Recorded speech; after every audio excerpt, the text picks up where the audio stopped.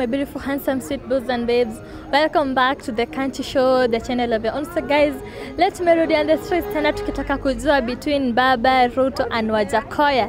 Nani anakaa kukalia kiti? Anyway, before tuanze, kindly follow me on my Instagram page at Am Kunchy and don't forget to subscribe, like and also share the videos. Mko fiti? Salama. Mbona ujibu? Mko fiti. Hebu mtuambie mnaitwa nani? Tuanze na hapa. Mimi naitwa Marcos ama leo pia. Haya, na wewe? Mimi naitwa Peter. Peter. Peter. Na wewe? Na mimi naitwa Vincent. Vincent. Hamjatuambia hadi mnatoka wapi? Mmeniambia tu mnaitwa, si mtuambie penye mnatoka. Oh, sisi tunatoka Ruai. Penye panaitwa Ruai shule. Ruai primary. Yeah. Hadi nyinyi? Sisi wote ni hapa Ruai shule. Hapa Ruai tumetoka. Okay, so topic ya leo ni between Baba, Ruto na Wajakoya. Nani anakaa kuchukua hiyo kiti? Tuanzie hapa. Sasa mimi kwangu mimi naona Wajakoya sio mbaya, lakini manifesto yake si ya kujenga. Tukiweka UDA hapo, UDA itakuwa afadhali.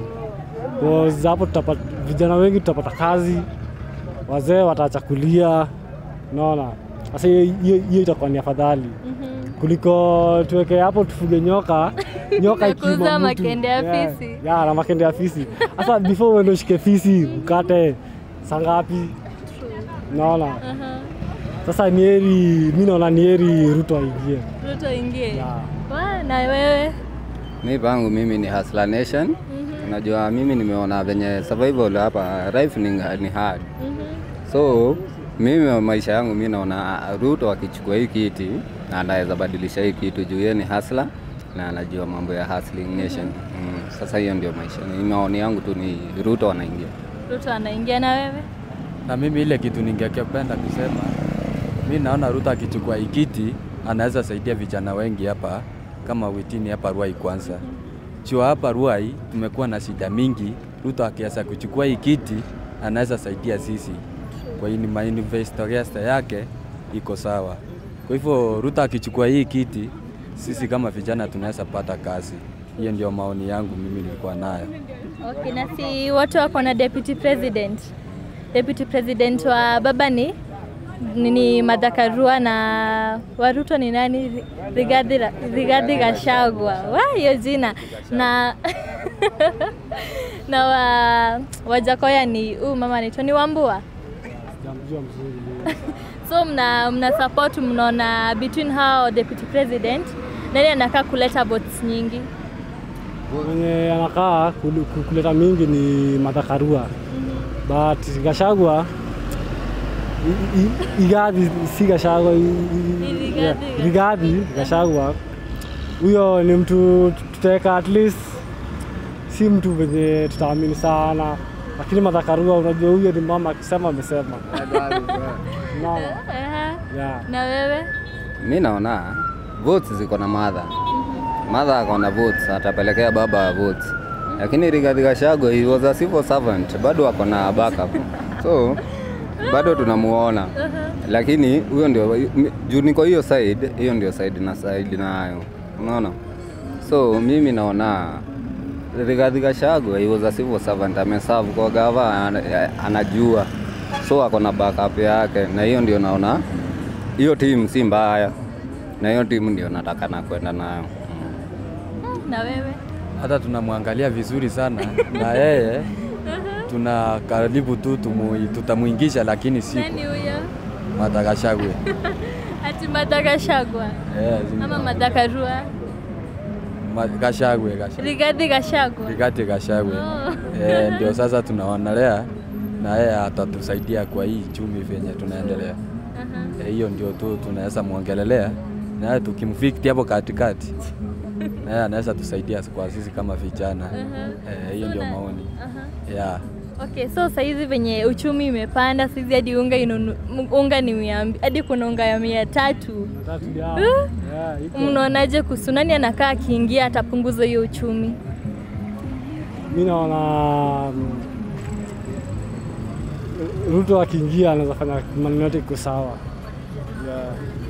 Hivyo mimi naona yeye atafanya uchumi irudi chini, maneno irudi sawa kama kawaida. As usual. Vile tulikuwa tumezoea. Hustler Nation. Yeah, Hustler Nation. Okay, na wewe?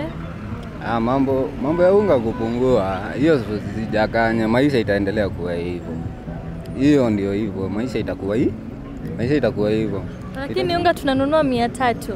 Hata itaenda 500. Juu hii si ati ni hapa tu. Hata huko mnasema ati mtaimport mahindi kutoka huko, hata huko bado hakuna mvua. So maisha itaendelea kuwa hivyo, lakini with green leadership itapungua kiasi. Na hiyo ndio tuna hope for on the Hustler Nation side. Na wewe? Mimi naona Ruto akianza kuchukua hii kiti atatusaidia kwa unga, itarudi kwa bei ya chini.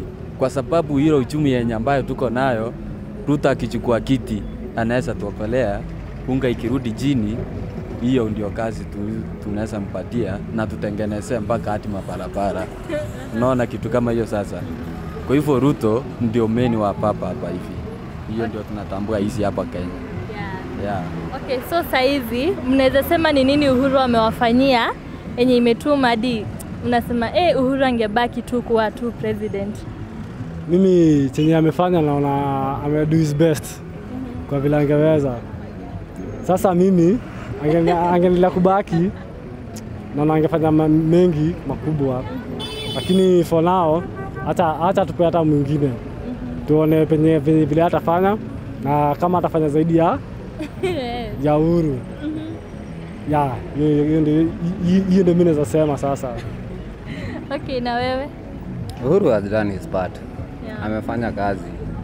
Hii mabarabara, infrastructure Uhuru amefanya.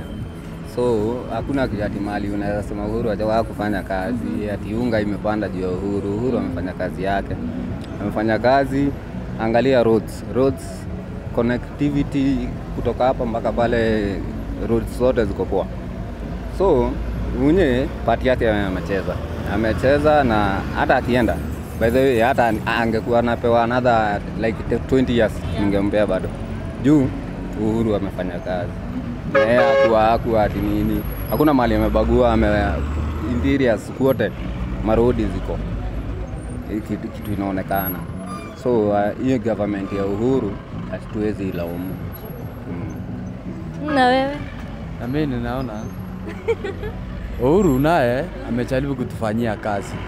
Sasa ile kazi ametufanyia sisi tumetosheka nayo, tumeona amefanya kazi, lakini sisi tungeomba kama sisi vijana, tungeomba sana atuachie kama kijana na yeye aendelee akikalia hiyo kiti, tuone na yeye utamu yake hiyo kiti ni gani. Aendelee kufanya kazi na yeye atufanyie kazi mpaka ili tuone kama mbolea itarudi chini, unga itarudi chini, hizo vitu zote zikirudi chini, na sisi ndio tunaendelea kuona kama tuko na kazi hapa Kenya. Hiyo ndio maoni yangu. Okay, so nyi wote mmesema nyi wote ni wa Ruto, si ndio? Na asipoingia mtafanya nini? What if mwenye ataingia ni yeye? Ruto tunaona Ruto tuko na uhakika yeye ndiye atachukua hii kiti. Lakini kama hawezi chukua, mwenye atachukua hiyo kiti hata yeye atatusaidia kama sisi vijana hapa Ruai. Hiyo ndio maoni yangu mimi niko nayo. Okay, na wewe? Kuingia ama kutoingia, unajua hii ni politics na hii ni nini. Ile kitu hakuna, hatutaki violence. So hata kama si atachukua bado tutakubali, na ule atachukuliwa ama ule mwenye Kenyans watakuwa wameamua ni yeye, huyo ndio tutadili na yeye, lakini atakuja na hiyo agenda, atakuja na sisi atuinue. Of which mimi naona hata kama si Ruto ataingia, ule mwenye ataingia huyo ndiye tutasupport. Violence no. Umekataa? No violence. Okay, na wewe? Na kama mimi asitimuda mwenye atachukua achukue. Ruto akichukua that will be the best kwangu mimi. Lakini kama asipo tabidi tumekubali. Juu hatuna otherwise. Maneno ndio kutaenda, lakini Wajakoya hapo hapana, story ya kufuga nyoka hiyo ndo tutaki. Nakuuza makende ya fisi. Nakuuza makende ya fisi. Lakini si ni pesa? Ni pesa lakini sasa before upate hiyo pesa utakuwa umestruggle how much? Yeah. Sasa unaona. Sasa timu Wajakoya no. We don't wanna hatutaki Wajakoya sisi. Okay, so tukimalizia mnaweza taka kusalimia kina nani pale shout out kwa watu wenye mnataka kuwasalimia pale? Shout out. Shout out to my mom na mabeshte wangu wa kitambo na wenye niko nao saa hizi. Big up. Nakwambia Wajakoya. Wenye wananiambia Wajakoya shida zao. Lakini for now asti muda mbele. Haya, umekumbusha bebe wako? My babe. Mwambie hi pia. Okay, na nini? Mimi naweza taka kusalimia sistangu anaitwa Regina kwa hapa Choka. Nimemsalimia na jeshi yote ya Ruai ya Nduthi yote hapa Ruai Mimamu hapa. Wote nimewagotea. Wagoteke. Na wewe? Na mimi ningependa kusalimia wasasi wangu pale nyumbani na nikisalimia na mapeste wangu hapa wa bodaboda wote nimewaotea na wote wakuwe na mapeste wale wangu wote niko nao hapa na nimesalimia mpaka girlfriend yangu mahali yako na yeye akoteke zaidi. Hayo tu ndio niko nayo salamu kwa watu wote. Yeah. Okay, yani hakuna mtu amesema hadi mimi nisalimiwe. Hakuna mtu ameni big up. Pole sana. Hi. Okay, sawa, asanteni sana. Family members. Sini? Kwa sana. Mnaitwa nani? Tuanze hapa. Mimi naitwa Kadeno kutoka Ruai. Kutoka Ruai, na wewe? Na mimi naitwa Eduardo kutoka Ruai. Okay, so topic ya leo ni between Baba Ruto na Wajakoya. Nani anakaa kukalia hiyo kiti? Opinion polls. Tuanze hapa. Mimi pande yangu ni Wajakoya. Na wewe? Mimi napenda wote. Lakini sana Wajakoya, lakini ubaya wa mawiti wengi wanamusupport. Hawana kura. Lakini mimi niko nayo. Lakini napenda Ruto na Jakoya no. Nisikwenda vika hapo nitajua. Lakini sana uzito naona iko wapande ya Jakoya. Huko ndio tunaangukia. Huko ndo mnaangukia. Sasa mbona wewe useme Wajakoya? Si juu yeye ndo anatuchoreshea, yeye ndo anakaa kutoa rada. Una support hadi venye alisema atakuwa anauza, kutakuwa akiingia kutakuwa kunauza makende ya fisi. Nyoka. Nyoka. Na bangi. Si ndio? Hadi mafisi. Juu hata shamba yangu imekaa hivyo tu bure tu na ningekuwa nishalima na kabla nilime hapo hivyo hiyo shamba. Naweza pata hapo kando kuna mto, kuna maji. Ingekuwa tu ni kumwagilia maji. Okay, so niulize, si wote wako na deputy president? Deputy president wa baba ni Martha Karua. Wa Ruto ni nani? Ni Rigathi Gachagua. Na Wajakoya ni nani? Jo, mnasema Wajakoya. Ni madam bado, si kweli? Lakini sijamjua jina. So nani anakaa kupeana votes nyingi? Huyo madam wa Wajakoya anaitwa nani? Sijui mimi, sasa simniambie nyinyi. Mimi simjui, bado juu namtambua juu yeye anajua kuzito. Kuzitoka na bado ule mtu roots unaona? Na mimi napenda hivyo. Kwanza nikishika kajin kangu kwanza. Hapo niweke earphone kangu hapa sasa. Alafu weke rege. Rege kuruka hapo tena nikiingia pale kwa YouTube naangalia Wajakoya. Kama sasa nimetoka kujisikizia kiwajako. Sasa niko fresh, naweza kujibonga. Ukinipata nikiwa soba, siwezi kuongelesha. Hata sasa singekuwa nikibonga. Unaongea na mtu hapa. Lakini sasa unaona nimekuwa mimi hata siwezi simama mbele ya watu hata 5 hivi nikiongea nikiwa soba. Na lazima kama nimeweka Jakoya, sasa na make naweza jibo. Hata naweza pata sema Wajakoya the fifth. The fifth. Si ndio? Ako fit. Watano. Wajakoya 5. Mtingiki. Hapo ndio. Unajua sasa ukituambia huru bado unasema wapangwingwi. Ukituambia huru bado sasa hata angalia. Hii sisi tumejitolea hii hapa. Juu ni mahali tunakaa, unaona? Na wachukuji kuchukua. Hii sisi tumejitolea sisi wenyewe. Ndio zile tumepaka. Mkokoteni zetu. Na punda sisi tuko nazo. Wewe uko na punda zake na mimi za. Sasa tunangoja. Ukipata ukiona job yako nataka kubebea kila kitu. Mimi nakubebea tuweke hiyo gari nje. Ama nibaye kapika hapo ama katuku tu. Hizo ni za. Ile yangu imeenda hivi job. Unaona? Yeah. So unaniulize saizi kuna uchumi imepanda sana, si ndio? Sana. Sasa nani okay, juu umesema Wajakoya, mko sure aje Wajakoya akiingia uchumi itashuka? Hata mwenye akiingia akishukisha atashukisha mbao peke yake.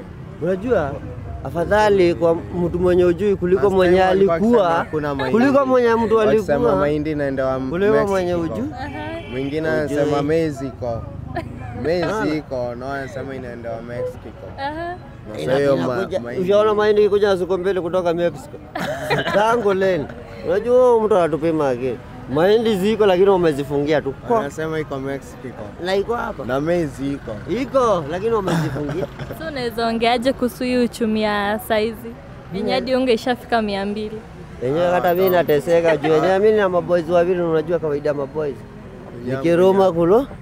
Yenyewe packet moja nilikuwa nakula 3 days ama 2 days. Sasa ni 1 day.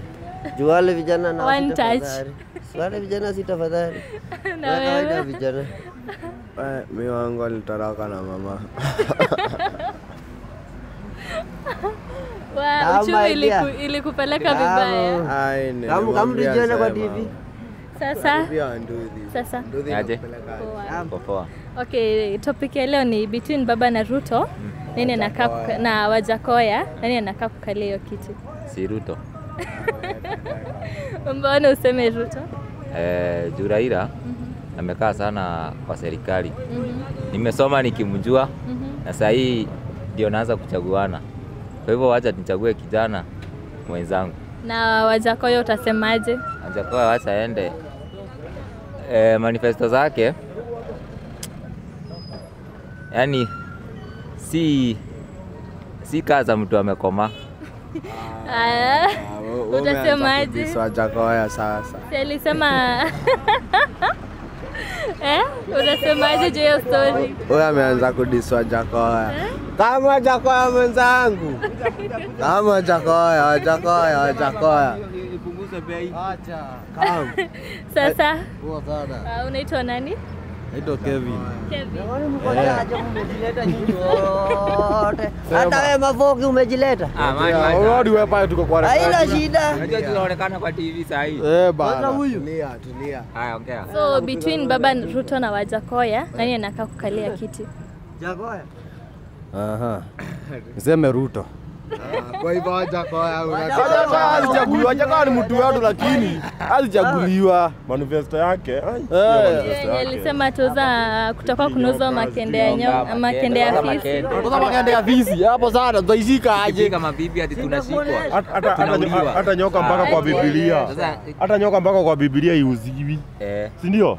Sasa hapana. Sana venye uchumi saizi imepanda. Nani anakaa akiingia atapunguza hiyo uchumi? Ruto. Si ni Ruto. Ruto ndio anajua hasara. Wajakoya ni mtu mzuri. Angechaguliwa. Isipokuwa tu ni mbona mnapotea njia? Mkiona. Afadhali bangi. Hii maua yote tumepanda kwa njia. Fieka. Sasa ni ile wamama hawezi kubali. Unaona wamama ni ibilisi, ni wetu lakini ni ibilisi. Nasema ukweli. Juu hata mimi niko na pipi na ni ibilisi. Kwa mama wote isipokuwa mama yangu. Wengine ibilisi. Wajakoya ni mtu wetu lakini si lakini ushafungwa kotini. Kwani unaongezea lakini? Ongeza lakini. Watamuibia. Mimi najua Jakoya apite ama Ruto. Lakini sana asimame hiyo la ningependa Jakoya akalie. Miaka 5, miaka ingine 5 za hata anaweza simama. Lakini atengeneze tuseme hii ilikuwa ya kujinvite. Hii miaka 5 lakini next time mimi ndapea Ruto lakini next time Jakoya ushatoka. Hata ujui kwa pande gani. Sasa si ndio. Hebu kwanza niume matai mbele kwanza nijue niko pande gani. Afadhali Jakoya. Jakoya.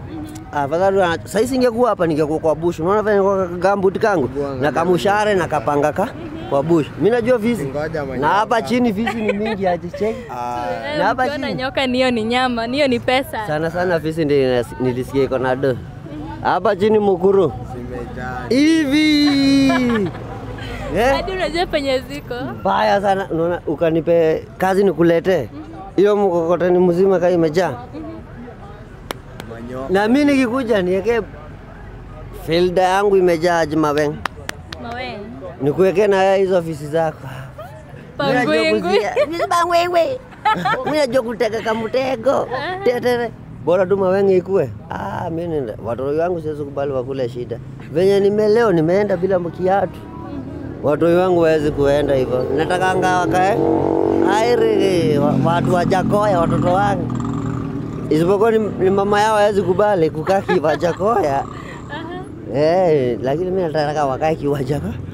Kiwa Jakoya. Okay, so tukimalizia mnaweza taka kusalimia kina nani pale? Mimi naweza salimia makazi. Naweza taka kusalimia makazi wangu wote. Brother yangu, mama yangu. Watu wote wale wananijua.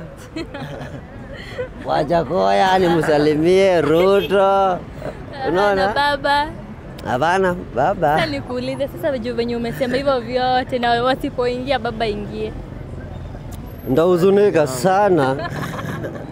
Na wewe? Tutavumilia tu. Ni live? Ni party live. Lakini mimi nikaulizwa hapana baba afai. Jua hawa sasa wakikalia wakakuwa tabia mbaya sana. Tabia imeoza. Kama mtu anaweza ongea ile kara yenye anapikia ugali. Huyo ni mtu akona kisho mzuri. Ndio ni jaluo jeuri. Jaruo jeuri. Sini true story. Mimi ni maneiba wangu huko chini. Kibera ndogo huko. Kuna kibera ingine wacha ile huko. Ingine iko na hapa Soweto. Chini na hapo ukiteremkia hapo utaget. Unapata amepika ugali lakini anaosha haraka aoge. Na apike cha.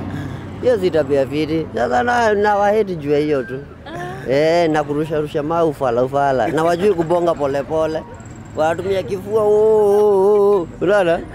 Wanafaa kuwa peaceful wanakuja ni aje 1 iko hivi na hii. Lakini sasa wanakujanga hiyo tabia tu hatupendi. Sasa hiyo ndio inatuma tunaweka X. Wanakuwa pole. Lakini mimi nasemanga venye pesa ni wa Kikuyu. Kenya ni wa Kikuyu. Naona tukianzia na unyato hivyo. Loyal family. Na unaweza taka kusalimia kina nani pale? Mimi labda nisalimie mama wangu kwenye yako titi. Hako wapi? Akato hapo tu sisi. Hakuna mtu mwingine? Wengine mko poa? Mimi nasalimia kuzo yangu Diana, Wilma, Nancy, wailimu wakiwa Katale. Wote na kina Steve, bro yangu Aro. Steve simple boyama. Wote. Bagote? Na wapenda wote sana. Asante. Tuanze. Kwa sawa? Hey, sasa? Poa. Unaitwa nani? Naitwa Jeff. Jeff, umetoka side za wapi? Na Shiroi. Okay, so Jeff, topic ile ilikuwa between Baba Ruto na Wajakoya. Nani anakaa kukalia hiyo kiti? Most probably. Siko sure lakini mimi hakuna mtu nataka kupea vote hapo. Lakini naona Baba ikalia. Mbona useme Baba? Kama dijui. Jua Jakoya ni joka. Lakini semesema kutakuwa na kuuzwa kwa makende ya fisi.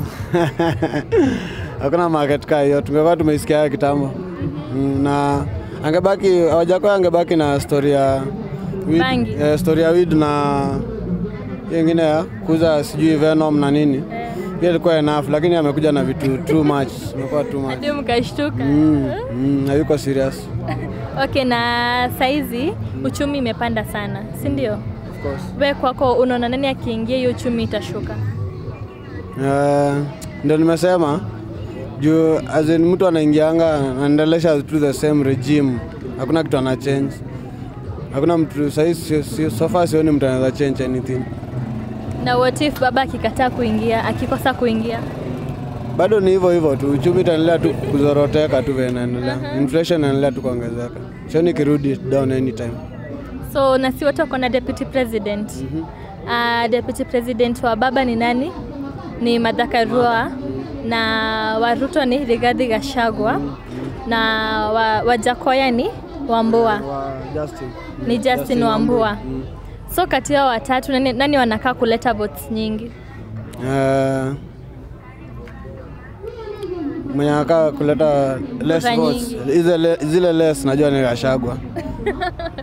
Kwa nini? Ni opinion yangu tu venye najua mimi naona. Gachagua ana hiyo influence ati ya politics vile. Although amekuwa kwa government, sasa ako na influence ya kura. Justin bado hajulikani vile. Obviously ni mother. Wata story ya women's empowerment na nini. Okay, so tukimalizia unaweza taka kuambia nini pale hivyo Kenyans wakichagua wakienda kuvote? Wewe vote tu lakini vote lakini sioni kama italeta any change. Juu tumeshinda tukivote hakuna change na kama. Lakini sasa hizi uchumi imekuwa juu. Unga 300. Imekuwa juu kuliko last time.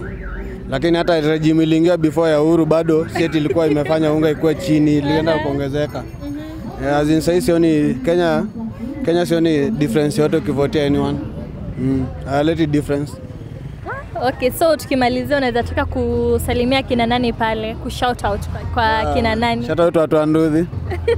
Hapa. Shout out watu wa Nduthi, welcome. Welcome watu wa Nduthi. Roy welcome, shout out watu wa Nduthi. Haya, asante sana. Haya.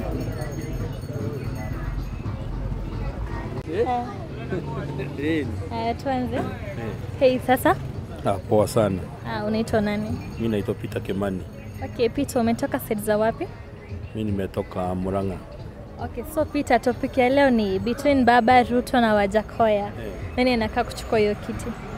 Mimi kwangu ni William Samoei Ruto. Hadi umesema na majina zake zote? Yeah. Okay, mbona useme Ruto?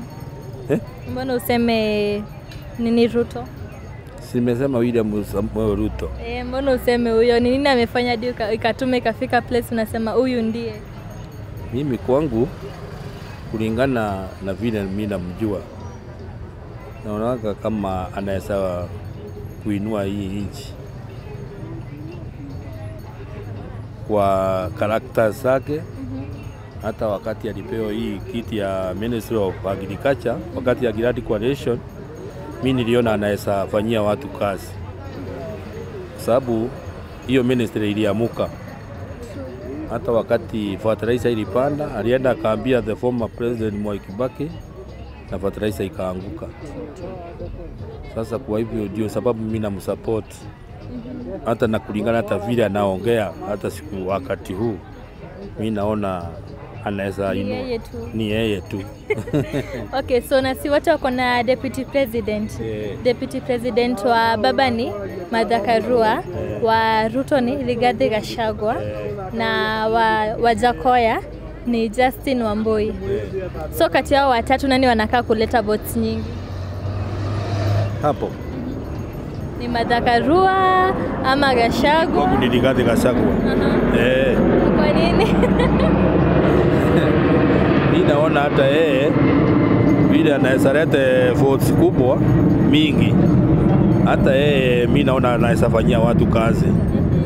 Hata kuambia deputy president hivi ndio kunatakikana, hivi ndio inafaa nchi ikae. Okay, na sasa hizi uchumi iko juu kabisa, uchumi iko vibaya sana sasa hizi. Hadi unge imefika 300.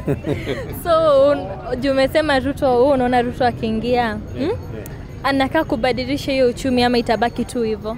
Ataibadilisha. Na manifesto zake zilikuwa unaona zinakaa za ukweli ama? Mimi zake naona ni za ukweli. Kulingana zile hata vile alisoma moja kwa moja niliona ni za ukweli. Okay, so tukimalizia unaweza taka kuambia nini pale wananchi wakienda kuchaguana? Mimi nawaambia wachague William Samoei Ruto. Hadi utaki vote for peace. Utaki kuambia vote for peace. Mimi nawaambia kwa peace, hatutaki fujo ama nini, ni kuenda kuvote kipeacefully. Okay, so unaweza taka kusalimia kina nani pale tukimalizia? Naweza salimu ule kijana anaitwa nani? Nani huyo? Ule wako pande ile. Ule anachukua video. Anaitwa Director Shakzi. Nimemsalimia na nimefurahia kwa kuja kwenyu. Haya, asante sana. Haya. Sana. Au unaitwa nani? Caleb. Okay, umetoka side za wapi? Huko Ruai. Okay, so topic ya leo ni between Baba Ruto na Wajakoya. Nani anakaa kukalia hiyo kiti? Wajakoya. Kwa nini? Ama una support banyana amesema ati kutakuwa watu watakuwa wanauza makende ya afisi. Sawa ukuwe na mili, ukiwa na mita kwa mfuko sio iko tu sawa. Huyo unajua si ati anakupromise ati atakunini. Ati atakudunga, ni unajitafutia upande makoro zako. Uuze hizo makende za afisi, unaona? Hiyo ni kitu itakuwa ina make sense. Hata wewe unaona? Okay, na sasa hivi wako na deputy president. Deputy president wa Baba ni Martha Karua, wa Ruto ni Rigathi Gachagua. Na wa Wajakoya ni Justin Wambui. Si hivyo? So kati yao wawili nani anakaa kuleta votes nyingi? Pande wa Martha ni Martha Karua. Huyo ndiye anakaa kuleta mob. Pande ya Raila, unaona? Lakini pande nini economy venye imesonga jo. Mimi na watu nipe tu Wajakoya. Okay, so saizi uchumi imekuwa mbaya sana, si ndio? Nani wewe kwako unaona nani akiingia hiyo uchumi itapungua kidogo? Wajakoya, manze. Ukuwe na mita kwa mfuko. Sitakuwa tu sawa ukuwe tu na mita zako nini. Utakuwa tu uko sawa. Wewe so tukimalizia unaweza taka kuambia nini pale hivyo Am Kunchy, unaweza taka kuambia wakienda kuvote? Wa vote aje? Manze mkienda kuvote msiangushe huyo mjaste Wajakoya damu sawa? Mdungie sawa? Haya, unaweza taka kusalimia kina nani? Na big up akina siku sako huko Ruai, akina Gaucho. Akina Beach Boy hao. Unaitwa nani? Kwa majina ni Odhiambo Tiberius. Zote. Odhiambo Tiberius Odoyo. Okay, so umetoka side za wapi? Me na stay Kayole. Currently a student at Maseno University. Wow. Congrats. Yeah. Okay, so topic ya leo ilikuwa between Baba Ruto na Wajakoya. Nani anakaa kukalia kiti? Me kwa upande wangu so far naona Baba ako juu. Because ukiangalia Wajakoya ni kama ameharibia Ruto votes. Kwa nini? Ukiangalia vijana wale wenye walikuwa kwa side ya Ruto, saizi wako kwa lakini unajua kuna hii kitu yenye ilikuja akasema akiingia kutakuwa na kuuzwa kwa makende ya afisi. Do you support that? As a youth? Hizo tu ni fikira zake zenye anadai kulagai nao mind ya vijana. So far statistics ilitolewa kuwa hakuna hizo facts zenye alikuwa anasema they are not facts. Hizo ni myths tu zenye anajikreatia. So to me Wajakoya amekuja tu kuharibia Ruto votes. See, that's it. Na msishangae kichukua namba 2. Saizi ukiangalia vijana wenye walikuwa kwa Ruto wote saizi wako kwa Wajakoya. Na bado wale wenye wako kwa Baba vile alienda kule Kisumu bado wale wako wa Baba wako kwa Baba. Ukiangalia mimi ni wa Baba bado niko kwa Baba lakini Wajakoya nataka ashikilie namba 2 na in case akiharibu tena votes. Unajua pale tunasemanga 51%. Yeah, 51%. So 51% isipo make juu Wajakoya anaenda kuchukua votes mingi. Isipoingia anaenda kuwe na rerun. Mimi najua anaenda kwa namba 2. Kuwe na rerun, wa negotiate na Baba ile plan yake. Kuingiane hata si vijana tuingia kwa hiyo plan yake. Na msupport lakini Baba aenda achukue uongozi. Tuingie tuangalie mambo ya Wajakoya baadaye. Okay, so what if Baba asiposhinda? What if Baba shashinda? Hakuna evidence.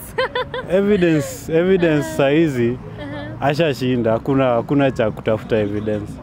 Yeah. Okay, sasa hizi si wote wako na deputy president. Deputy president wa baba ni Martha Karua na deputy president wa Ruto ni Rigathi Gachagua. Na deputy president wa Wajakoya ni nani? Ni Justin Wambui. So kati ya watatu nani anakaa kuleta votes nyingi? Kwa watatu so far baba alichagua mtu mzuri. Ukiangalia yeah. Kwa sawa kwanza wale those women charter groups before walikuwa na pressurize asi tutavote if Martha Karua akipewa hiyo ticket, si ndio? Haya, so far ukiangalia wamama still stand yao wale wenye walikuwa kwa if Martha Karua atapewa kura, atapewa hiyo deputy president, hatutampea baba kura. So saa hizo votes zimerudi kwa baba, si ndio? Ukiangalia tena speech za Martha Karua, yani ni mama mwenye ako na akili.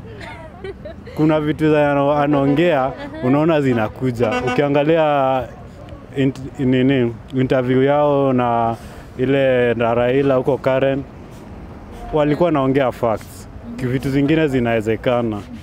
Si vile inawezekana hiyo logo ya Azimio inawezekana. Alikuwa naongea. Ukiangalia wa Ruto aleti shangwe. Mimi si hakuna kitu anaongea, mara sijui polisi, mara PCA wapengo polisi wafanye nini. Vitu kama hizo zinamharibia Ruto kura. So far Ruto aongoje 2027. Ndio tunaweza, hatutaki kupoteza vijana.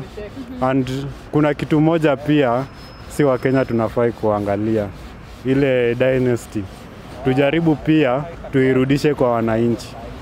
So far na mimi na support baba, na msupport if one term. Next time nataka hii dynasty ikisha naona inaenda kwa, imetoka kwa Kenyatta, kaenda kwa Moi, ikarudi kwa Kenyatta, saizi inaenda kwa Odinga. Saa tuangalie because naona Gideon Moi pia anakuja hapa. So tuangalie vile tunapeleka hii kitu. Unamwona eti? Namuona na vile anakuja, ametulia tu lakini kuna vile. So naona hii kitu warudishe sisi wananchi, rudi sawa kwetu. Si ati nani alikuwa baba nani alikuwa president tumpe. Tuacheni hizo. Saa after Raila turudi huko. Okay, so umesema Martha Karua anakaa kupeana votes nyingi. Yeah. Na Martha Karua na Rigathi Gachagua wametoka Mount Kenya. Yeah. Si ndio? Yeah. So unaona watu wa Mount Kenya watapea nani hiyo vote? Ni Martha Karua ama Rigathi Gachagua? So far saizi, okay, Martha Karua try ku vote for so many seats, si ndio? Yeah. Amevai for so many seats but akalose, si yeah. ndio? So saizi unaona akipata ama akinyimwa? So far mtu anaweza lose kwake. A prophet is not accepted in his own place, but wakienda kwingine anaweza kuwa welcome. So saizi votes za Mount Kenya tu baba ako nazo. Kwanza ukiangalia Kenneth ako hapa, Martha Karua ako hapa, wale wakuu Uhuru Muigai, mheshimiwa Uhuru Muigai Kenyatta pia ako hapa. So ukiangalia Kalonzo wako hapa, wao tutasema huko Machakos huko nini. Hizo ziko huko ni Ukambani. So Mount Kenya baba ako nayo. Okay, so ni manifesto ya baba unaiona aje wewe? Kwanza uko sure wewe kwako venye alisema atapay every youth 6,000 per month. Unaona kama ni ukweli ama? Hiyo kitu ni ukweli.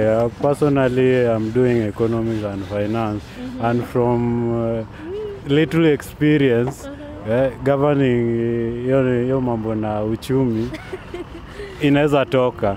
So far hakusema kila mtu atapata. Yeah. That's the first thing watu wanafai kutoa kwa mind. Si kila mtu atapata. So wewe ukitoa hiyo yako unapata mshahara, hakuna haja upewe hiyo 6000. Hiyo mshahara yako ukatwe kiasi, yule mwenye ana apewe. Hiyo kitu inawezekana. Wewe ukitolewa, niseme vile unafanya biashara, umetolewa ka 1000 fulani, mimi nitolewe ka 1000 fulani, mwingine apate. Hiyo ndio plan nadhani baba anataka kukuja nayo. And so far ile corruption, ukiangalia pesa yenye inapotea kwa corrupt yenye inaenda kwa mkono ya watu binafsi ni mingi sana. So saizi tukiwa na imani atapigana na ufisadi, obvious ile pesa yenye wao wenye wanaiba ikikuja, that 6000 to those poor, I can say not poor but wale watu wajiwezi, inawezekana. It's possible. Another thing is baba care. Yo nika, I think it's like insurance. Obvious utatoa kitu kidogo. And so far yo kidogo kuna vile wewe anajaza kibaba.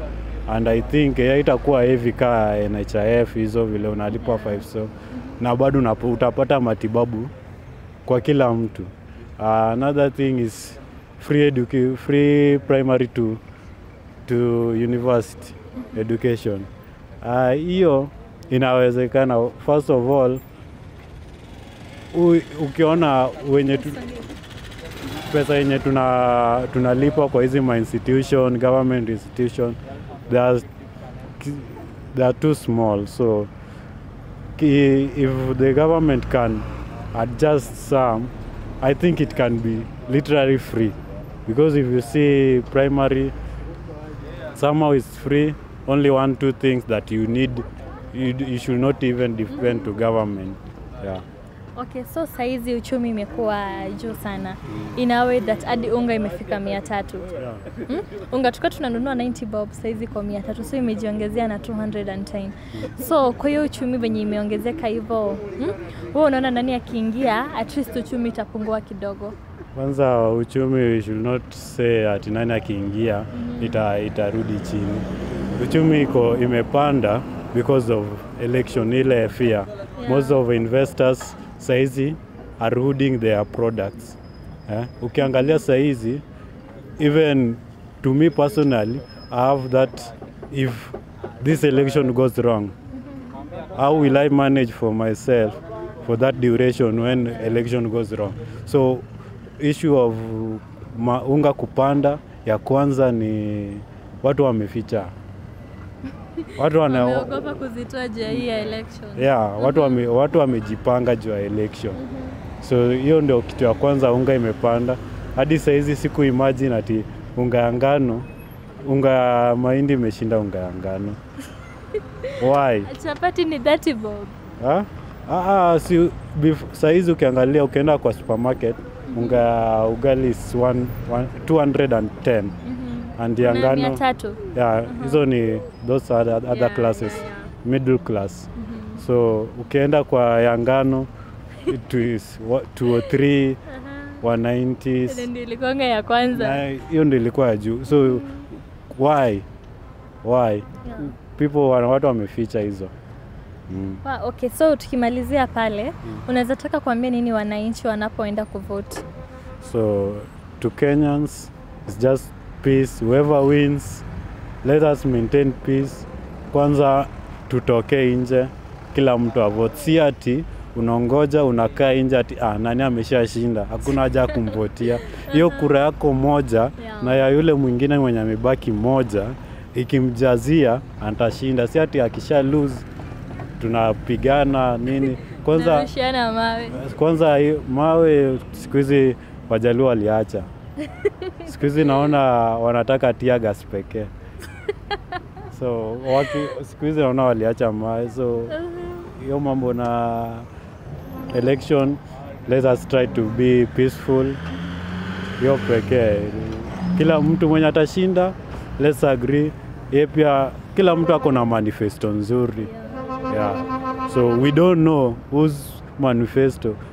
Tunaweza chagua mtu ati tunaona manifesto zake ni mzuri akose kutimiza, tuache yule mwenye tunaona manifesto zake ziko chini kiasi, but akiingia hapo anaweza timiza hizo zake kiasi. Yeah. Okay, so tukimalizia unaweza taka ku shout out kwa kina nani pale?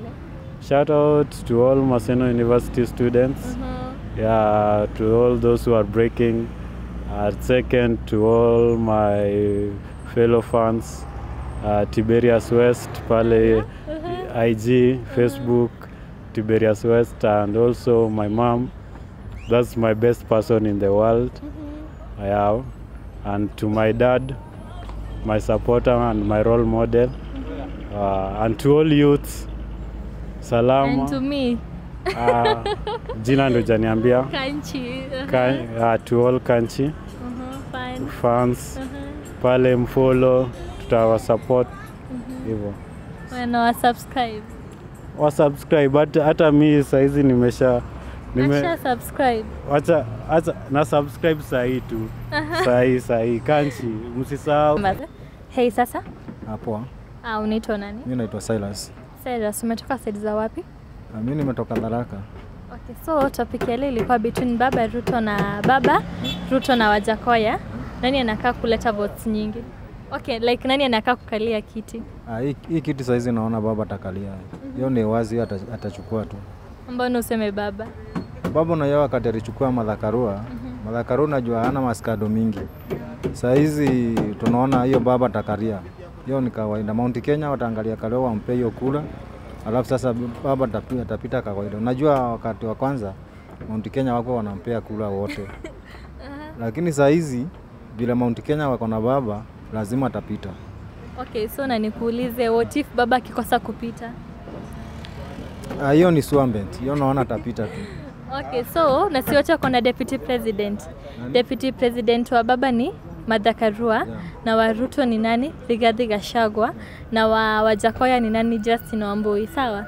So kati ya wawili, kati hawa deputy president, ni deputy president mgani anakaa kuleta votes nyingi? Obviously ni Madhakarua. Sababu kutoka kitambo, unajua mama amekuwa kwa justice, amekuwa kwa legal affairs, mama ametetea watu, na ametoka kwa serikali bila hata maskado mingi. Lakini unaona huyo deputy wa Ruto wakati alitangazwa hivyo tu watu walianza kuchukua yale mambo yote alikuwa anafanya. Hivyo sasa mimi naona hiyo tu kiti iko na baba. Na unaweza semaje kuhusu manifesto ya baba? Manifesto ya baba iko sawa kwa anaongea mambo na corruption, angalia upande mwingine waongea mambo na corruption. Mimi naona iko tu sawa. Na tuseme what about Wajakoya? Hii venye alikuja akasema kutakuwa na kuzo na makende ya fisi. Una support hiyo ama? Hiyo nayo hata kama atachukua the third position, lakini sasa kuchukua kiti sioni. Okay, so saizi uchumi uko juu sana. So ni president mgani anakaa akiingia at least uchumi itapungua kiasi? Mimi naona tu ni Raila kiingia. Mimi naona uchumi itafungua, njoo hakutakuwa na wizi mingi. Akiamua ni project ameamua kuanza, haitakuwa na wizi. Hiyo inaendelea kawaida. Lakini wengine wakiseti kama ni project kidogo wameset, hiyo already inaanza kukuliwa mapema. So mimi naona tu baba hiyo mambo na uchumi atainua uchumi. Yeah. Okay, so unaweza sema nini kuhusu Uhuru saizi before atoke? Unaweza sema nini amefanya yenye ukabambika, kama ni nini umefanya yenye ukakuwa huyu mtu angeendelea ama angeacha kuendelea? Mimi naona Uhuru alikuwa amejaribu, lakini ile shida kubwa sasa ni ati project mingi sasa simekoma, kwa sababu sasa bila wameanza mambo mingi na deputy wake, akianza ka project deputy sijui wanaanza kubishana, anaanza kutafuta mahali atakulia. Hiyo tu ndio shida, lakini naona mimi Uhuru ako sawa tu bado. Okay, so saizi tukimalizia, unaweza taka kuambia nini pale wananchi wanapoenda kuchaguana? Mimi chenye nitaambia kila Mkenya ajitokeze, mwenye ako na ID, mwenye ako na kula, ajitokeze hiyo tarehe 9 mwezi wa 8. Aweze kuchagua yule mtu anaona ndiye atamsaidia. Asipojitokeza mtu yule upendi ndiye atachaguliwa obvious. Yeah. Okay, so unaweza taka kusalimia kina nani pale, kushout out kwa kina nani? Sasa hivi hebu nimsalimie bwana Ndega, msalimie bwana Getwa. Wote ni mafanzi wangu, nisalimie Mtukaa Faith. Wote na wakumbuka wakiwa Tharaka. Mtukaa Ndamboki, wote ni mafriends wangu. Hadi utaki kusalimia baba? Baba pia salimiki akiwa mahali aliko. Hadi mimi utaki kunisalimia? Acha tu. Hey, sasa? Poa sana. Unaitwa nani? Mimi naitwa Peter Kimani. Okay, Peter, umetoka side za wapi? Mimi nimetoka Murang'a. Okay, so Peter, topic ya leo ni between Baba Ruto na Wajakoya. Nani anakaa kuchukua hiyo kiti? Mimi kwangu ni William Samoei Ruto. Hadi umesema na majina zake zote? Yeah. Okay, mbona useme Ruto? Mbona useme nini Ruto? Simesema William Samoei Ruto. Mbona useme huyo? Ni nini amefanya hadi ikatume ikafika place unasema huyu ndiye? Mimi kwangu kulingana na vile mimi namjua, naona kama anaweza kuinua hii nchi kwa karakta zake. Hata wakati alipewa hii kiti ya Ministry of Agriculture, wakati ya Giradi Coalition, mimi niliona anaweza fanyia watu kazi, sababu hiyo ministry iliamuka. Hata wakati fertilizer ilipanda, alienda akaambia the former president Mwai Kibaki na fertilizer ikaanguka. Sasa kwa hivyo ndio sababu mimi namsupport. Hata na kulingana hata vile anaongea hata siku wakati huu, mimi naona anaweza inua. Ni yeye tu. Okay, so na si watu wako na deputy president. Deputy president wa baba ni Martha Karua, wa Ruto ni Rigathi Gachagua, na Wajakoya ni Justin Wambui. So kati yao watatu nani wanakaa kuleta votes nyingi? Hapo ni Martha Karua ama Gachagua? Ni Rigathi Gachagua. Kwa nini? Mimi naona hata vile anaweza leta votes kubwa mingi, hata mimi naona anaweza fanyia watu kazi. Hata kuambia deputy president hivi ndio kunatakikana, hivi ndio inafaa nchi ikae. Okay, na sasa hizi uchumi iko juu kabisa, uchumi iko vibaya sana sasa hizi. Hadi unge imefika 300. So umesema Ruto, wewe unaona Ruto akiingia anakaa kubadilisha hiyo uchumi ama itabaki tu hivyo? Ataibadilisha. Na manifesto zake zilikuwa unaona zinakaa za ukweli ama? Mimi zake naona ni za ukweli. Kulingana na zile hata vile alisoma moja kwa moja, niliona ni za ukweli. Okay, so tukimalizia, unaweza taka kuambia nini pale wananchi wakienda kuchaguana? Mimi nawaambia wachague William Samoei Ruto. Hadi utaki vote for peace? Utaki kuambia vote for peace? Mimi nawaambia kwa peace, hatutaki fujo ama nini, ni kuenda kuvote kipeacefully. Okay, so unaweza taka kusalimia kina nani pale tukimalizia? Naweza salimu ule kijana anaitwa nani? Nani huyo? Ule wako pande ile. Ule anachukua video. Anaitwa director Shakzi. Nimemsalimia. Nimefurahia kwa kuja kwenyu. Haya, asante sana. Haya.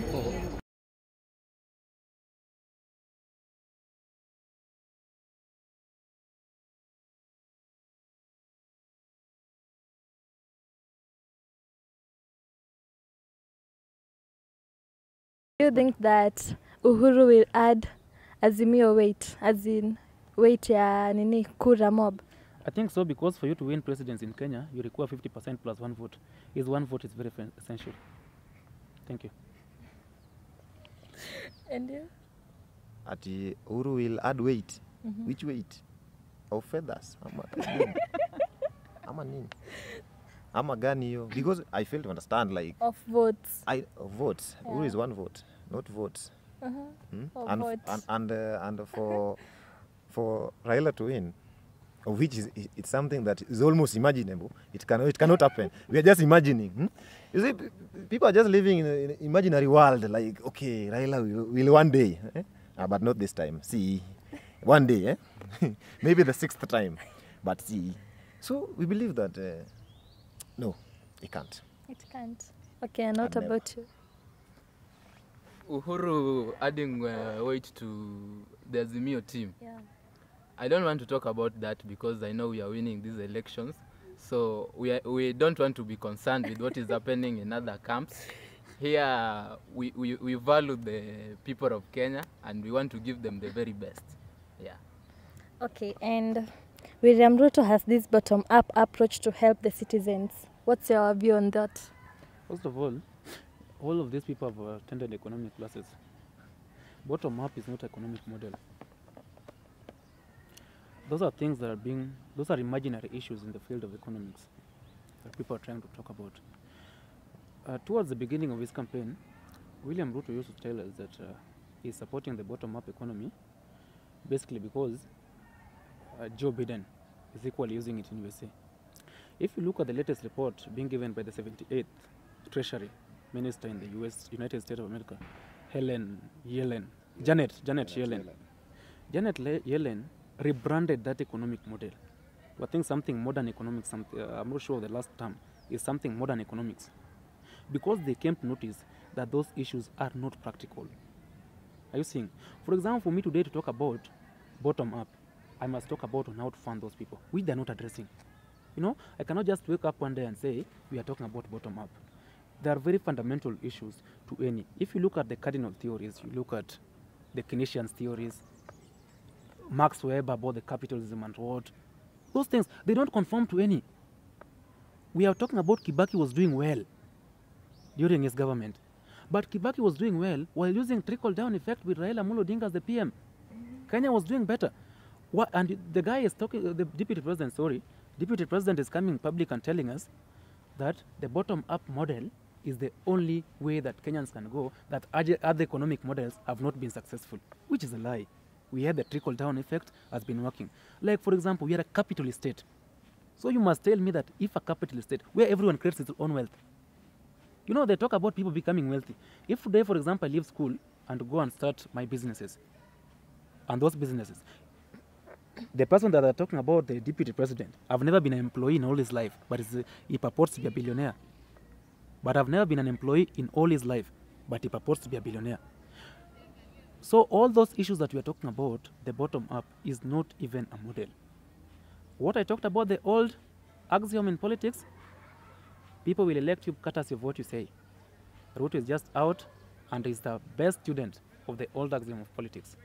Let me lie to them with the following words. It seems appealing because the deceitful individual, everyone knows about that. I talked about Stadia 9 of them was not delivered. So when I'm talking about this one, it's just a deceitful individual who is coming to Kenyans to lie that all these issues can be done in a better way. We are going to do the bottom-up economy. But you have not come publicly and told us that what are some of the components of the bottom-up. If you talk about any economic model, economy is being run by, first of all, farms, households, and the government. Those are the three main participants in any economy. So you have not talked about how bottom-up is going to affect those middle class. Those Mwamboga that you talked about, you have not gone to them. That's why I told you when Raila was releasing manifesto, we saw people of Kenya talking about what they wanted to be done. But you cannot come to people of Kenya and tell them, I want to do for you this. Article 1.1 of the Kenyan Constitution talks about the sovereignty belongs to the people of Kenya. The sovereign power and the sovereignty belongs to the people of Kenya and shall only be exercised in accordance with this constitution. So Kenyans are the sovereign beings. Go to them, ask about them. What do you guys want me to do before I formulate my manifesto? That's exactly. Raila had, I think, 15 region walk when he was engaging people about AZIMIO. We had the mass community talking about their lands, talking about their cows, how to protect them. We had the agricultural societies, people from Western talking about Miwa, people from Nyanza talking about blue economy, people from the coast talking about ports and everything, land issues, historical details about it. So when Raila was now talking about these things, these were the aspirations of the people as articulated in Article 1. And once we delegate this duty to them, Article 1.2 talks about now, this power may be exercised directly or indirectly. All of us cannot be in state house. So if even we are talking about bottom up, you need to tell me office. They are saying, Mamboga, all of you, Ntawapeleka. Are you seeing? We need to talk about practicality of these issues. So if you're talking about the bottom up, where are they going to be? But Raila is talking about, let's create wealth, trickle it down. We are talking about 6,000. Are you seeing? Like, once we have created the wealth for the country, we have now our own GDP growing. We can now give out this money. But you're talking about people, I'll do this, I'll be giving you a loan of this. But you have not set up the banks, you have not set up anything, financial institutions in place. The rates are so high. Talk about how am I going to reduce the rates so that Mama Mboga can get a loan at a cheaper price. Don't come and tell me I'm going to give you a loan. I'm a scholar. I cannot accept that. That we are hustlers? We are not. We are strugglers. So I think there's a bigger perspective about bottom up. And in my view, bottom up, I don't support. I don't support. Okay, not about. Okay, this guy has just criticized it. And we allow, criticism is part of life. But you see, for the bottom-up economic model, the reason why the deputy president went ahead and settled on it that it's the best to revive our economy, it's because there was a series of economical meetings. We meet the people from different regions. Like, if you can analyze on daily, you can see our deputy president meeting businessmen, people from different regions. People that from Mount Kenya, they want to go and talk about how the tea, all those cash crops, how is it happening, what they need to be done, and what should be done, You see, like bottom up, when this guy was talking about, our president talked, and this guy also mentioned about TVETs. These TVETs are tertiary institutions. They are tertiary institutions that gives people skills. And skills as an individual, you're given a skill so that you can implement it. Mama Mboga, not that when our president is talking about I'll give, it's not that you can give everybody. People belongs to a circle. These Mama Mboga wako na kitu naitwa merry-go-round. They have their silo. There are some circles where they go and borrow loans, where they go and facilitate their businesses. They increase their business volume. You see, that's how you lift someone, a small farm that grows into a medium and to be a large farm. It's not that Safaricom, as how big it is, it never started the way it's big. It started from a small thing, a small farm, until now it's a big farm. That's how, when you want to lift the economy, you have to lift these people from down here. And these people from down here doesn't mean that it's a group of people. It's everybody that, not that the president can come and get access to every individual. The president cannot talk to the 50 million Kenyans individually. But when these people have a structure where they can go, like, you know, when in a circle, when 100 people agrees to form a circle or a group, these people can go and ask for money from the government. With this money, the government, when government provides you loan, it provides you at a lower interest rate. You see, that's the government. But when you acquire it from a private sector, the interest rate might be higher. But from the government provides you with this, and then you go and do it with our businesses. You facilitate what you need. Like when in my village, you'll see there's like 9 women group, but they're doing well. The boda riders, they're having their own groups. When an individual finishes school, he can attend a driving school so that he can learn how to drive a boda, so that we can maintain to the ethics of the NTSA, the roads, so that we get to do away the accidents. The guy gets loan from the circle and joins a group of boda. This guy will earn a living. And when an individual earns a living, he pays tax to the country. And when a tax is paid, the GDP and the GNP grows. That's how the economy grows. The country will have a lot of revenue collected from taxes. When, like, you see, like roughly, you'll find that most of learned fellows, they are unemployed because there's nowhere they can get this thing to facilitate what they have, their skills. They are engineers out here. But these engineers, the mechanical, they don't know where to go. You see? Because these farms are not expanded. You see, when you lift someone from down and you get to the middle, it means the size of the middle has been expanded. As the chain moves up, the hierarchy moves up, you get to expand the hierarchy slowly by slowly. That's why we move from down. We need to uplift, because it's down here where we have a lot of Kenyans. It's just an average, but the high we have too small. There are few individuals. But down here is where we have the Kenyans that they give the essential part of this country. They facilitate what the country needs. So whenever I see a lot of criticism about bottom up, I wonder with people who have attended economics class, like what are you saying? This is what Kenyans need.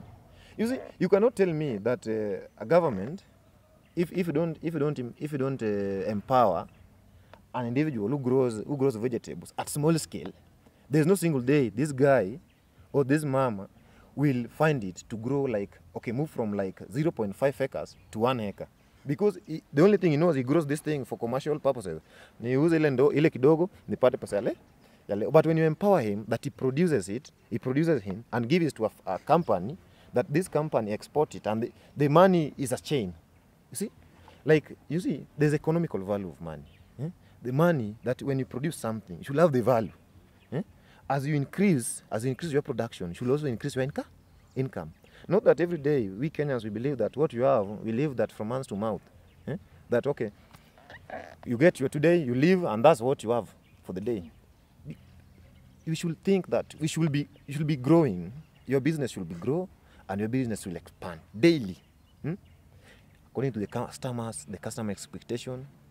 And for you to, like, if you go to town, you'll find like the small business enterprises, small.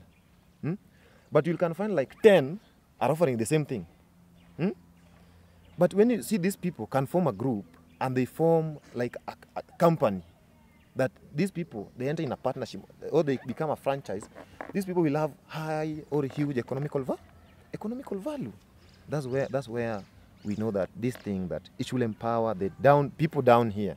People in those villages, not people in CBD, not people within towns. It should empower from people from villages to people in sub-county, in counties, up to the national government. Okay? So that's why I find that bottom-up is nice for the people. What he's talking about is captured in Raila's manifesto. Raila talked about one county, one product. If you're talking about people from every part of the county, we are going to do manufacturing, each county to do production. Did you hear what Kitui was doing the other day? Kitui were producing masks. That was production. We can only do that now. Textile industry be placed in Kitui. Are you seeing? Nairobi County can maybe do best in another product. We go to Kisumu, we can now have a plant there manufacturing fish. Are you seeing? So what they're talking about is not necessarily a bottom-up question. It's a matter of policy. Don't mix the two. When we are talking about economy, there are policies. When Kibaki was being hailed from his performance, Kibaki was hailed from his performance because he was respecting institutions. We have these institutions that have done the research. People like Kwame Owino, these economists in the country who are practicing, have done all these necessary reports are there. Just go towards those reports. Why do you want to change? When changes come, they take some time. So we may waste all 5 years looking on how to implement this bottom-up economic model, which is non-existent.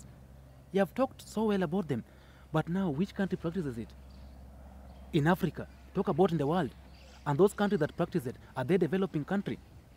Are you seeing? So this question that when you talk about economy, it needs a sober and clear mind. It doesn't need speculations. Because, for example, I've asked you guys, if you talk about Mama Mboga, how are you going to talk about Mama Mboga that I'll do something to Mama Mboga? When Raila is talking about now production, we are now having Mama Mboga, we now do this thing in large scale. We talk about incentives. Agricultural incentive to these people. I talked here about cotton, all these other things. Like the government incentive, you have not addressed anything to deal with tax. One of the issues that is affecting this country is about the tax laws that we have. And that's why sometimes I say Kenya is not politically stable for business. You only become politically stable, and he knows this, and they know all of them, when the tax that you have can take some duration. For example, today, I can come in Kenya and start investment. Then tax laws are changed within 2 weeks. All my investment will have not prospered. Are you seeing? When you also talk about developing economy, it's talked well about the government side of it. But economy is not developed by the government side of it alone. We are having the private sectors. What are you giving them to invest? Those are the issues that we need to talk about. You don't need to come here and look a flowery language without any defense. Oh, Mama Mboga, moving from 0.5 acres to this word. Those are good. Those are language, those are vocabulary that they're adapting, but they have not come down to break down their manifesto, all that issue that they talk about bottom up, into practical sections. Raila talked about every department. Mama Mboga, Boda Boda is what they talk about. We appreciate they are working so hard to make ends meet. We need to support them. What are we going to do in the agricultural sectors? Are you seeing? What are we going to do in other? They are so much concerned about macroeconomics, but they are tending to forget about something called now microeconomics, departmentals. What is happening in the health? How can you make these people that Raila talked about stills and everything? Why do you import some things to make beds in hospitals? Are you seeing? When Raila was launching manifesto, the people from Juakali industry say that now the level that they are in, they can even make some things. They were even hired with China. Those are the revolution that we want in our country.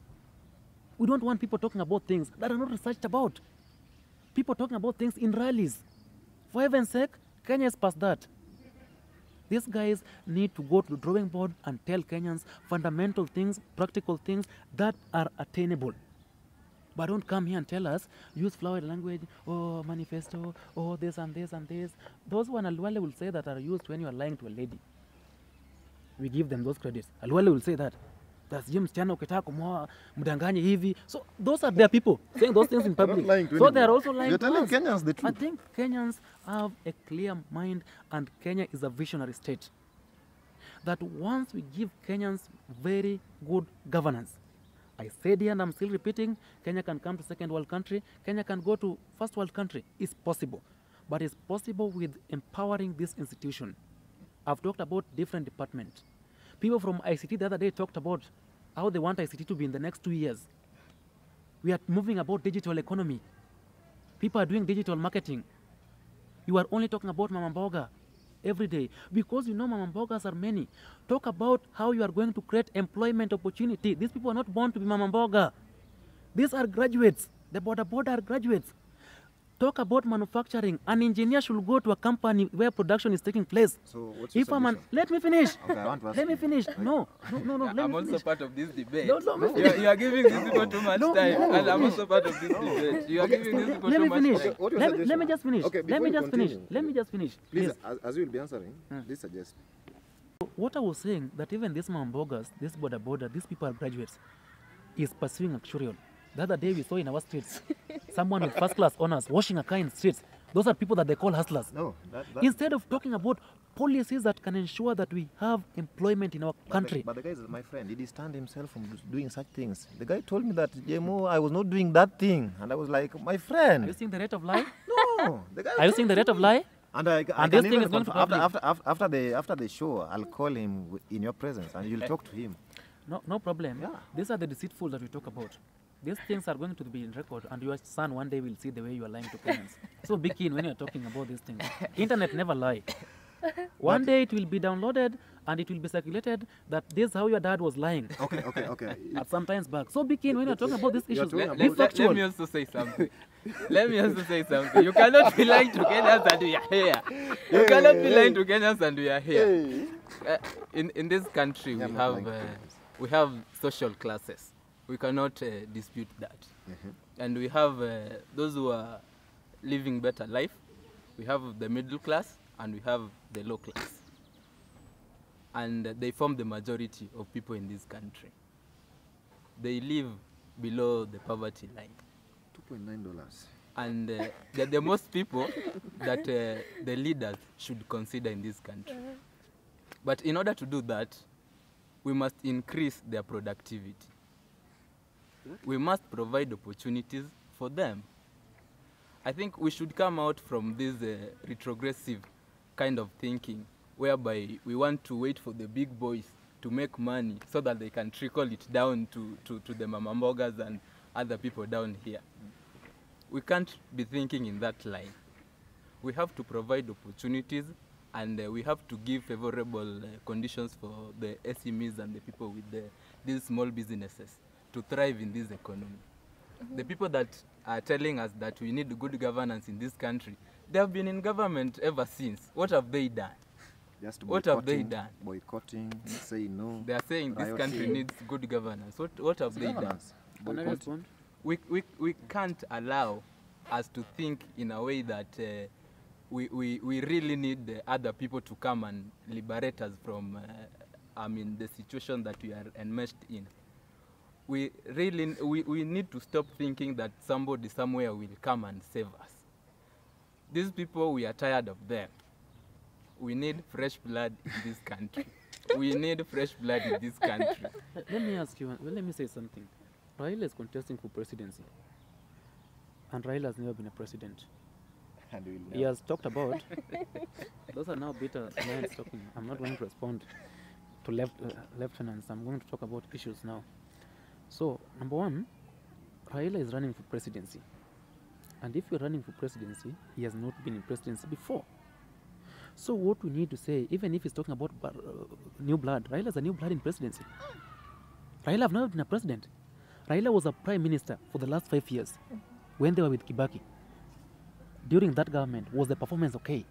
That's one of the governments that are being hailed everywhere, internationally.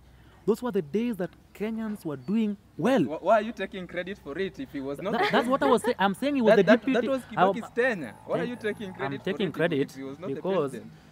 in the Grand Coalition government, we had the prime minister and the president. The president was in charge of the government, but the functionalities of the ministries is under the PM, prime minister. We don't So dispute that. if ministries were doing okay, means Raila have the best supervision powers. When Ruto stole maize, what happened? In agricultural ministry, he was fired. There's a man, he's talking about zero tolerance to corruption. We have seen that one when he was a PM. When Raila was talking about Mao, Raila addressed the Mao issue and said that there will be no cutting of trees from Mao so that we preserve our environment. Those days, what were people talking about? People like Ruto, oh, these are a fight against a tribe. All those nonsense were being told. So I'm talking about someone who believes in something. All these roads that people are talking about, when Raila was Minister of Road, they are being drawn. Are we seeing? We are talking about debt management all this time when Raila was the PM. Like, the better decisions of management of ministries was being lied to Raila Amolo Odinga. That's why when he said that people like Ruto were having a mess in the government, he said, I cannot tolerate this one. This one cannot be done under my watch. What do I do? This guy to be fired. He made a proposal. Huh? He was hired again by the He was hired by the president. So That's it what I'm means the talking guy was... about. My friend, stop lying to us. Just listen. Why was he hired back? Raila never had the president is the only appointee and nominee. Maybe he doesn't know that. I know. So Raila can make recommendations as the PM. His recommendations were not honored by the president because president by law remains to be appointee and nominee, overseers. So Raila said, mwizi amepita hapa. It was the work of the Kenyans to jua mwizi ni nani. But now we are talking about people that once Raila appointed mwizi ako hapa and went ahead and said, this is the thief.